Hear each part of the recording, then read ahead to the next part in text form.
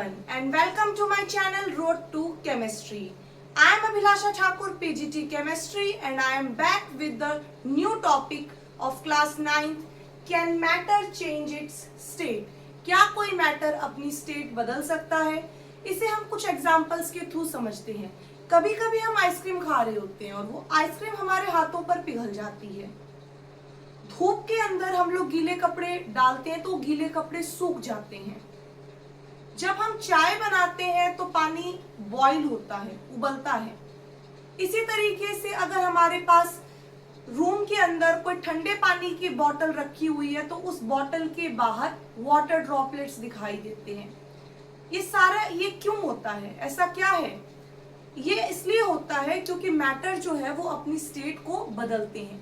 Matter की 3 state होती है बेसिकली, सॉलिड, लिक्विड और गैस। और मैटर अपनी स्टेट को क्या कर सकता है? चेंज कर सकता है।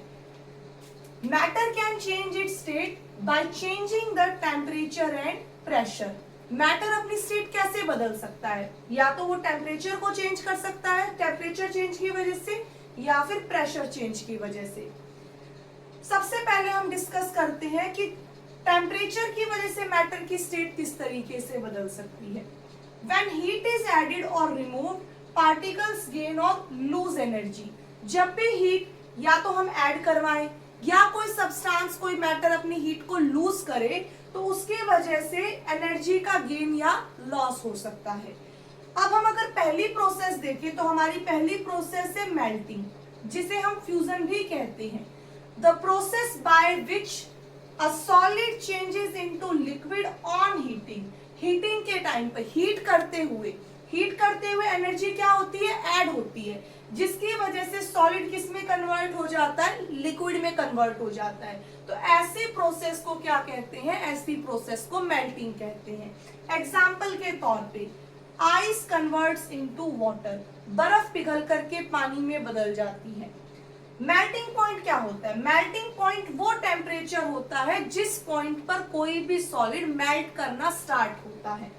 ठीक है, उस टेम्परेचर को हम क्या बोलते हैं? Melting point. अगर मैं बात करूं आइस की, तो आइस का जो मेल्टिंग पॉइंट होता है वो कितना होता है? 0 डिग्री सेल्सियस होता है। तो इस टेम्परेचर पर आइस किस में बदलना शुरू हो जाता है? वाटर में बदलना स्टार्ट हो जाता है। अब हम बात करते हैं हमारी नेक्स्ट प्रोसेस की। हमारी नेक्स्ट प्रोसेस है फ्रीजिंग, जिसे हम सॉलिडिफिकेशन भी बोलते हैं। तो इसमें क्या होता है? जब भी हमारे पास कोई लिक्विड हो और वो लिक्विड अगर कूल हो रहा हो, यानी कि कूलिंग की वजह से लिक्विड हमारा किस में कन्वर्ट हो जाएगा? सॉलिड में कन्वर्ट हो जाएगा। The process in which liquid changes into solid on cooling is called as freezing और सॉलिडिफिकेशन। एग्जाम्पल के तौर पे water to ice, conversion of water into ice. होगा क्या? जब भी हम पानी को फ्रीजर में रखते हैं तो वो अपनी एनर्जी को लूज कर देता है और पार्टिकल्स की जो मूवमेंट हो जाती है वो स्लो हो जाती है, जिसकी वजह से वो किस में कन्वर्ट होना स्टार्ट हो जाता है? सॉलिड में कन्वर्ट होना स्टार्ट हो जाता है। अब हम बात करते हैं फ्रीजिंग पॉइंट की। तो फ्रीजिंग पॉइंट वो टेम्परेचर होता है जिस टेम्परेचर पर लिक्विड सॉलिड में कन्वर्ट होना स्टार्ट हो जाता है। कब? जब हम उसे कूल करते हैं। It is the temperature at which liquid changes into solid on cooling. Cooling की वजह से हमारा जो लिक्विड है वो किस में बदलना स्टार्ट होएगा? सॉलिड में। जिस टेम्परेचर पर ये स्टार्ट होगा उस टेम्परेचर को हम क्या बोलते हैं? फ्रीजिंग पॉइंट बोलते हैं। एग्जाम्पल के तौर पे वाटर की अगर मैं फ्रीजिंग पॉइंट की बात करूं तो वाटर का फ्रीजिंग पॉइंट कितना होता है? 0 डिग्री सेल्सियस। अब बढ़ते हैं हम हमारे नेक्स्ट प्रोसेस की ओर। हमारी नेक्स्ट प्रोसेस है वेपराइजेशन, जिसे बॉइलिंग भी बोलते हैं। तो इस प्रोसेस में क्या होगा? इस प्रोसेस में हमारा जो लिक्विड है वो डायरेक्ट किस में कन्वर्ट हो जाएगा? गैस में कन्वर्ट हो जाएगा on heating. The process in which liquid changes into gas, liquid changes into gas on heating is called as vaporization और बॉइलिंग। एग्जाम्पल के तौर पे वाटर चेंजेस इनटू स्टीम। जब भी पानी को आप उबालोगे वो किस में कन्वर्ट हो जाएगा? भाप में कन्वर्ट हो जाएगा, स्टीम में कन्वर्ट हो जाएगा। अब बात करते हैं बॉइलिंग पॉइंट की। तो बॉइलिंग पॉइंट वो टेम्परेचर होता है जिस टेम्परेचर पर कोई लिक्विड चेंज हो जाता है गैस के अंदर। तो उस टेम्परेचर को हम, पर्टिकुलर टेम्परेचर को हम क्या बोलते हैं, बॉइलिंग पॉइंट बोलते हैं। The temperature at which liquid changes into gas is called as boiling point. Boiling point of water is 100 degree Celsius. यहाँ पे हमारी 3 प्रोसेस कंप्लीट होती है। अब हम बात करते हैं हमारी नेक्स्ट प्रोसेस की। अब हम बात करते हैं कंडेंसेशन की।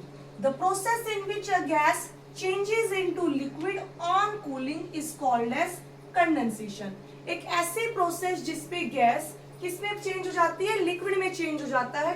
कब, कूलिंग के टाइम पर। तो ऐसे प्रोसेस को हम क्या बोलते हैं, कंडेंसेशन बोलते हैं। एग्जाम्पल के तौर पे स्टीम टू वाटर, भाप का पानी में बदलना, ये किसका एग्जाम्पल है, कंडेंसेशन का। इसका मैं आपको एक और एग्जाम्पल बताती हूँ। जब भी ठंडे पानी की बोतल या फिर कोल्ड ड्रिंक की बोतल को हम फ्रिज से बाहर रखते हैं तो कुछ टाइम के बाद उस बोतल के बाहर की तरफ वाटर ड्रॉपलेट्स आने लग जाती हैं। तो ये भी किसका एग्जाम्पल है, कंडेंसेशन का। अब हमारी नेक्स्ट प्रोसेस है सब्लिमेशन। तो सब्लिमेशन क्या होता है, the process in which solid directly changes into gas. Solid का डायरेक्ट कन्वर्ट होना किसमें, गैस में, बिना लिक्विड में चेंज हुए।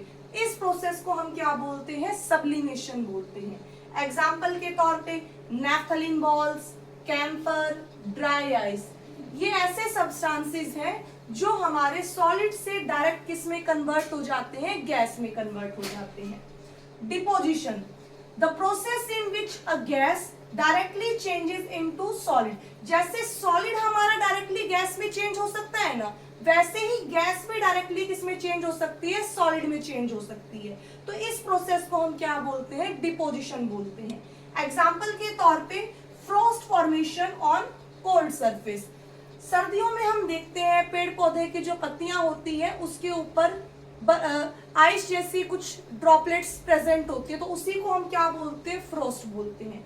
दूसरा एग्जाम्पल है स्नो फॉर्मेशन इन क्लाउड्स। तो ये हमारे पास किसके एग्जाम्पल हो गए, डिपोजिशन के। सो आई होप कि आपको ये 6 प्रोसेसेस अच्छे से समझ में आ गई होंगी। अब हम बढ़ते हैं आगे।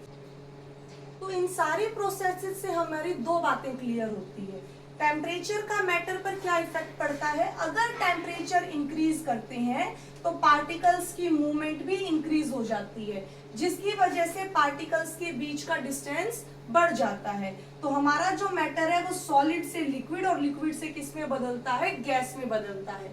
जैसा कि हमने किस में देखा था, हमने ये देखा था हमारा मेल्टिंग के अंदर सॉलिड टू लिक्विड जब कन्वर्ट हुआ, और वेपराइजेशन के अंदर जहां लिक्विड से किस में कन्वर्ट हुआ, गैस में कन्वर्ट हुआ।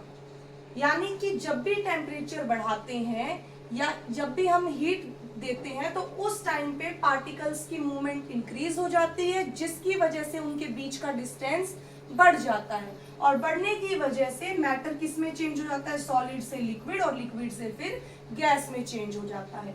दूसरी तरफ अगर हम टेम्परेचर को घटाते हैं तो उस टाइम पे पार्टिकल्स की मूवमेंट डिक्रीज हो जाती है और पार्टिकल्स एक दूसरे के पास आ जाते हैं, जिसकी वजह से गैस से लिक्विड और लिक्विड से फिर सॉलिड में कन्वर्जन होता है। यानी कि गैस टू लिक्विड अगर मैं बात करूं तो गैस टू लिक्विड हमारी कौन सी प्रोसेस हो गई, गैस टू लिक्विड हो गई हमारी कंडेंसेशन की प्रोसेस, और लिक्विड से सॉलिड हमारे पास कौन सा हो गया, फ्रीजिंग की प्रोसेस।